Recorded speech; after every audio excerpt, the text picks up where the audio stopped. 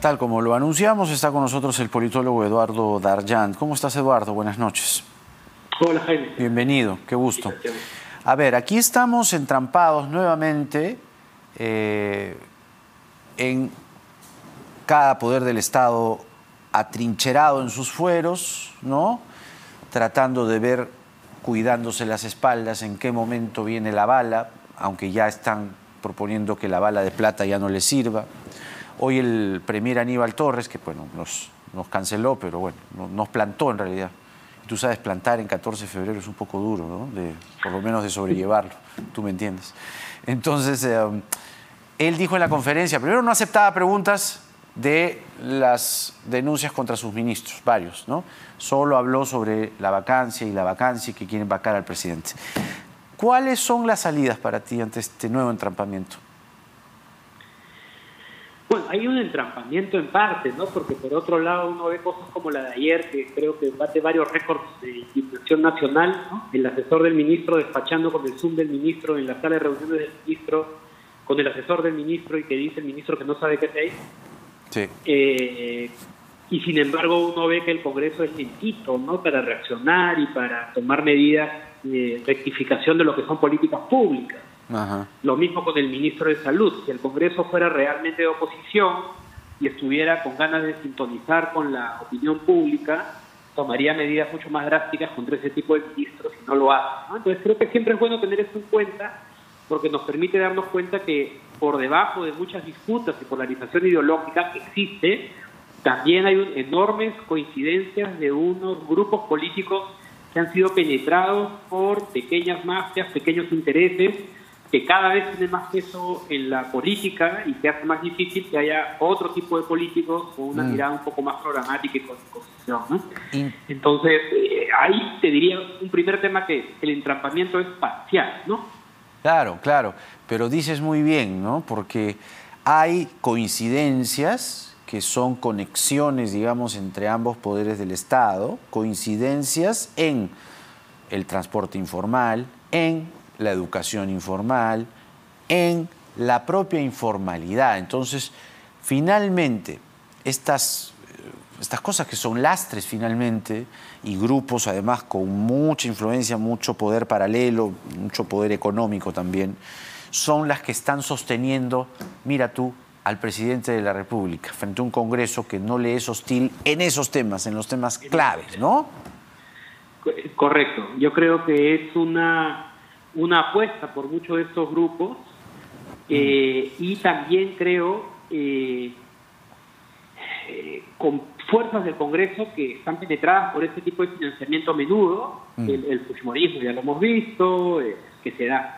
También coincidencia en temas de derechos, ¿no? Hoy día se ha protegido en la Comisión de Ética con voto del señor Valdemar Cerrón, que acaba de estar haciendo una performance memorable en tu programa, que es, de nuevo, ¿no?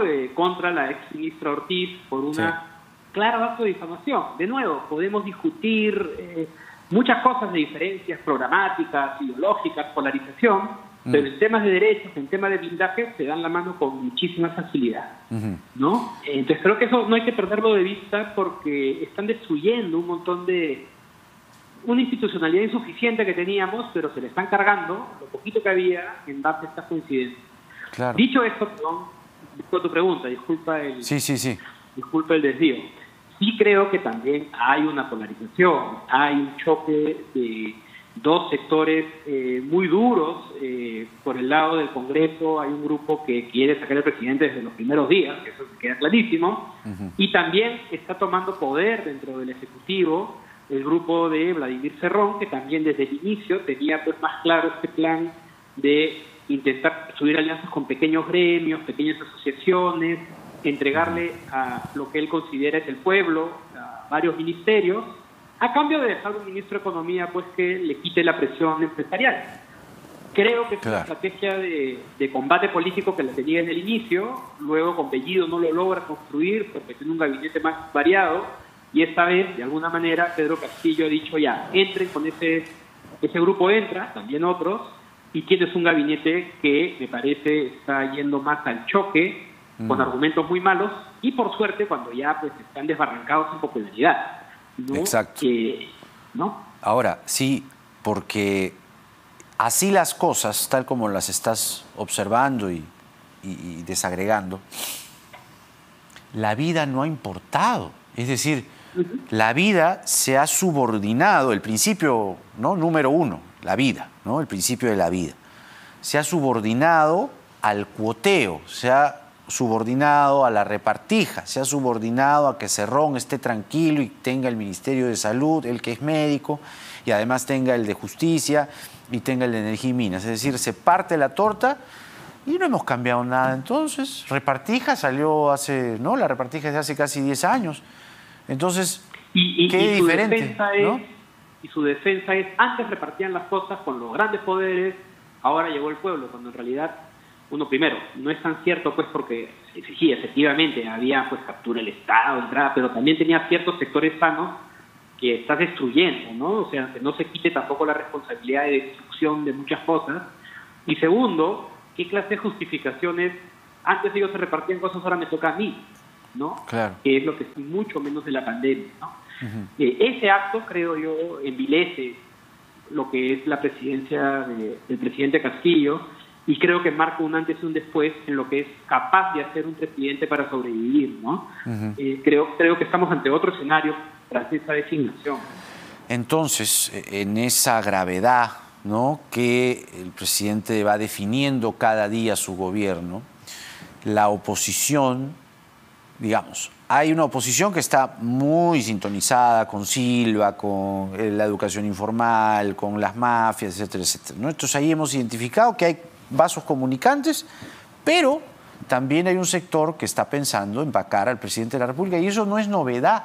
Hoy día el señor Torres nos ha contado esto, claro, ordenándolo cronológicamente, pero no es una novedad que hay un sector, pero no lo pueden hacer, pues no tienen los votos. En la misma crónica de Hildebrand dicen que llegan 81, no llegan a los 87. Entonces, desde la oposición, ¿qué salidas ves?